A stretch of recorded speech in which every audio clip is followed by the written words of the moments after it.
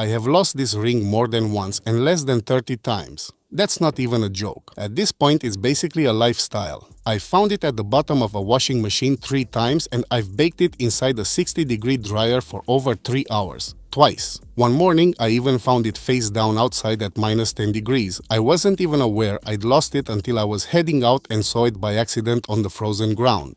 Those are the kind of environments that usually kill electronics through sheer centrifugal force and extreme heat or extreme cold that compromises internal seals.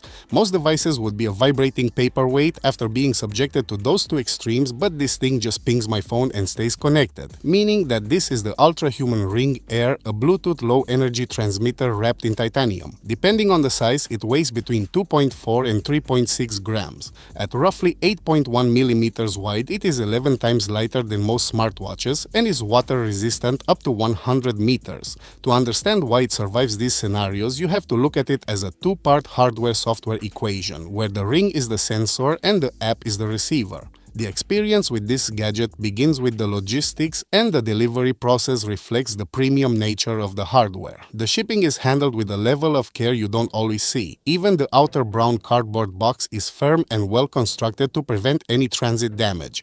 Inside, the ring is packed like a piece of high-end optics in a sturdy, well-designed package. The kit includes the ring itself, a solid charging dock, a high-quality cable, the manual, and some stickers. One of the best parts of the process is the free sizing kit. If you aren't sure about your size, you order this first. It comes with high-quality plastic sizers from size 5 to 14. Because smart rings need a perfect fit for the sensors to stay calibrated, you should wear the plastic version for at least 24 hours. Your finger changes size throughout the day and night. And this kit removes all the guesswork before you commit to the final titanium hardware. It is a major plus for the overall shipment and setup experience.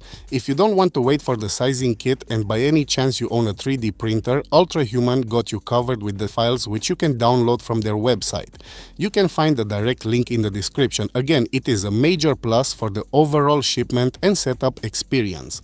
Now, look at the transmitter itself. Inside this shell, they've integrated a Nordic NRF 52840 SoC. This is a powerful 64 MHz processor that manages the data locally, so the ring doesn't have to constantly lean on your phone.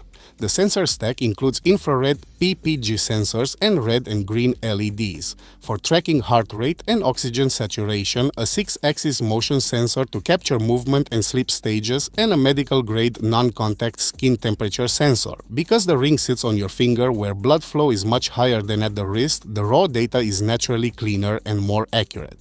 The outer shell is reinforced with tungsten carbide, and while the finish will pick up scratches and scuffs over time from real-world use, the structural integrity remains untouched. The shell takes the hit so the sensors inside stay protected. But remember, the hardware is only half the story. The other half is the receiver, the Ultrahuman App.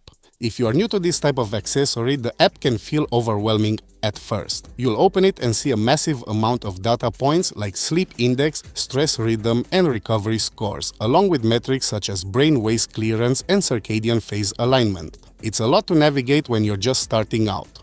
However, aside from the tips and information built into the interface, there is a massive safety net. Ultrahuman has a sizable YouTube channel filled with guides, tips, and tricks. If you can't figure out a specific metric or want to know how to optimize the battery, you can just watch a video that explains it in plain English. It makes the learning curve much easier to handle. And since there is no mandatory subscription, you actually own all this data. You aren't paying a monthly fee just to see your own heart rate. You bought the hardware and you get the software to go with it. The real pro move here is the PowerPlugs. These are micro apps within the ecosystem. You will find some paid plugins in there, things like AFIB detection, advanced cardiometrics, or women's health tools. For example, the Cycle and Ovulation Pro plugin uses clinical-grade OvuSense algorithms to confirm ovulation, and Ultrahuman's M1 glucose patch can pair with the ring to deliver metabolic insights. Those extras are strictly optional. Everything you actually need for the ring's core functionality, your sleep, your recovery, your movement, is built in and free. You won't find yourself locked in a subscription cage where you can't see your own heart rate without paying a monthly ransom. Unlike Oura, where your data is basically held hostage, Ultrahuman lets you own the essentials you already paid for. Finally, the location accuracy. Most Find My features on other devices use GPS, which is fine if you left the ring somewhere far away and just need the general area, but it is useless inside the house or in any situation where you need the exact position. The Ultrahuman Air uses RSSI, Receive Signal Strength Indication. It's a literal game of hot or cold. As you move your phone, the app measures the signal strength of the Bluetooth transmitter in the ring. When it says I'm 3 centimeters away, it means the ring is precisely 3 centimeters away. If you're the kind of person who takes your ring off to work on your PC and then forgets where it went, this isn't a bonus. It's the core functionality of the product. Battery life depends on your settings. I usually keep mine in chill mode, which is the default setting, and this typically gets me through around 5 to 6 days. If you switch to turbo mode for more frequent data pings, expect that to drop to about 4 days.